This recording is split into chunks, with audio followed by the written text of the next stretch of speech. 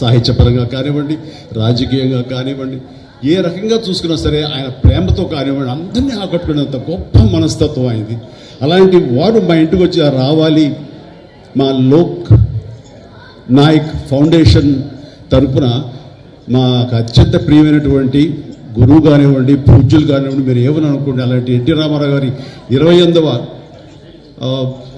పుణ్యతిథి రోజున అంటే వర్ధంతి దినాన ఆయన సెంటినరీ కొనసాగిస్తూ, అలాగే అక్కడి నాగేశ్వరరావు గారి సెంటినరీని ప్రారంభిస్తూ అది కూడా కొనసాగించే దిశగా ఇద్దరు మహానుభావులు, మహానటులు, మహా వ్యక్తులు, మనకు ఆద్యులు, పూజ్యులు, అందరూ మీలాంటి వాళ్ళకి మరీ శ్రీరంగంలో అత్యంత కావలసిన వాళ్ళు. కాబట్టి మీరు రావాలనగానే ఏమాత్రం సంకోచించకుండా ఇది గొప్ప అవకాశంగా అనిపించింది. ఆయన 18వ తారీఖు వస్తే బాగుంటుందంటే అనుకోకుండా 18వ తారీఖున ఇంకొక పని ఏర్పడేసరికి నేను 1 or 2 days డిలే చేయించాను. ఏం పర్వాలేదు, 19 సంవత్సరాలుగా 18వ తారీఖున జనవరి చేస్తూ వచ్చావు, మీలాంటి వాళ్ళ కోసం 1 or 2 days అంటే 1 month అని పోస్ట్పోన్ చేస్తానంటావు. వారికి నా పట్టున అభిమానానికి నేను రావాలి అని గట్టిగా ఆయన సంకల్పానికి అది నిదర్శనం. ఈ రోజున నేను ఎంతో సంతోషంతో వచ్చాను, అంతకంత ఆనందంతో ఇక్కడి నుంచి వెళ్తానని అనుకుంటున్నాను.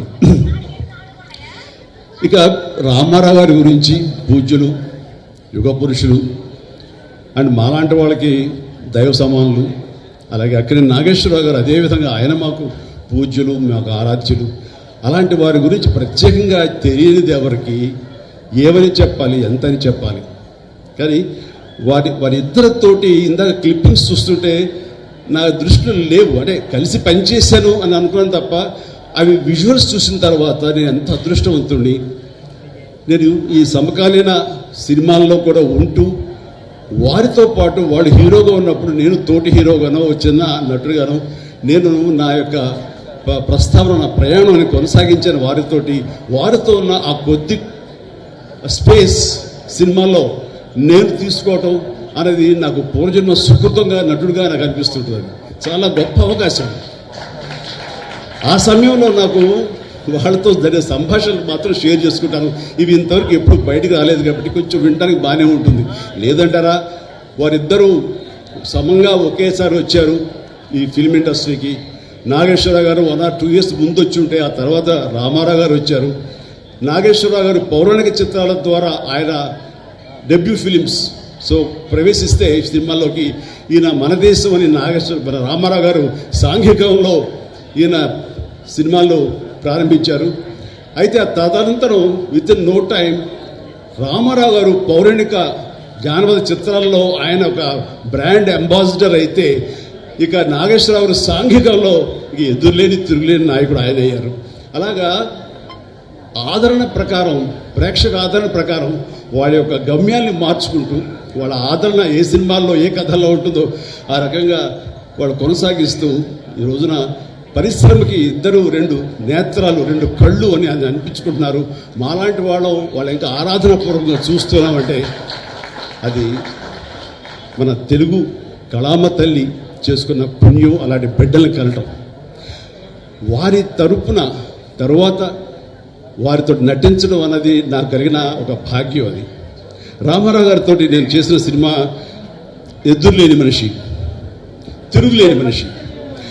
ఇందాక సినిమా చూసాం, చిన్న బిట్ చూసినప్పుడు అందులో ఒక టేబుల్ ఉంటుంది, డైనింగ్ టేబుల్ మీద ఇద్దరు కలిపి ఫైట్ చేస్తూ విలన్స్ ఇద్దరం కొడుతూ అక్కడి నుంచి దూకాలి, 3 అడుగులే కదా అనే ఉద్దేశంతో ఆయన చేయించి పెట్టి ఇద్దరు కలిపి జంప్ చేసి దూకాలి. నేను దూకేశాను, ఆయన ఆగిపోయా, బ్రదర్ ఏమది అని, ఏంటి సార్ అన్న, అలా దూకేసేట్లాగా అన్ని డూపులు చేసుకుంటారు, మా ఊనే అలా ఊపిస్తే సరిపోతున్నాను, నాకు ఎవరు చెప్పలేదండి. దూకిస్తేనా 3 అడుగులే కదా అని దూకానన్నాను. లేదు బ్రదర్, ఆర్టిస్ట్ చాలా విలువైన జీవితం. అనుకోకుండా ఏదైనా సంభవిస్తే కనుక, ఏదైనా జరగకుండా జరిగితే టోటల్గా సినిమా ఎంత నష్టపోతారో, ఫైనాన్షియల్ కానివ్వండి, టైం కానివ్వండి, తోటి వాళ్ళని నటినట్లు వాళ్ళ సమయం కానివ్వండి, ఎప్పుడు జాగ్రత్తగా ఉండాలి. సినిమాలో ఏది కనపడదు, మనం చేసామని అనుకుంటాను అని చెప్పినప్పుడు కరెక్టే, కానీ చేయాలని ఉత్సాహం ఉంది, అన్నీ ఒరిజినల్గా చేసేయాలని తాపత్రయం ఉంది, ఆ కుర్రతనంలో ఓకే అని అనుకున్నాను. కానీ అదే 1 year తర్వాత సంఘర్షణ అనే సినిమా చేస్తూ సరిగ్గా 3 అడుగుల ఒక పొలం గట్టు మీద నుంచి విలన్ని తన్నేలాగా నేను ఎక్కి జంప్ చేసి తన్నాను. సరిగ్గా ల్యాండ్ అయ్యారు కిందకి, కాలు మడతపడింది. దాంతో 6 నెలల పాటు షూటింగ్ చేయలే నేను. ఆ తర్వాత లండన్ వెళ్ళాం, లివర్పూల్, అక్కడ మినస్కస్ స్టేర్ అయింది అన్నారు, దానికి ఆపరేషన్ జరిగింది. సో ఎంత నష్టమైందంటే అంతా ఇంత కాదు.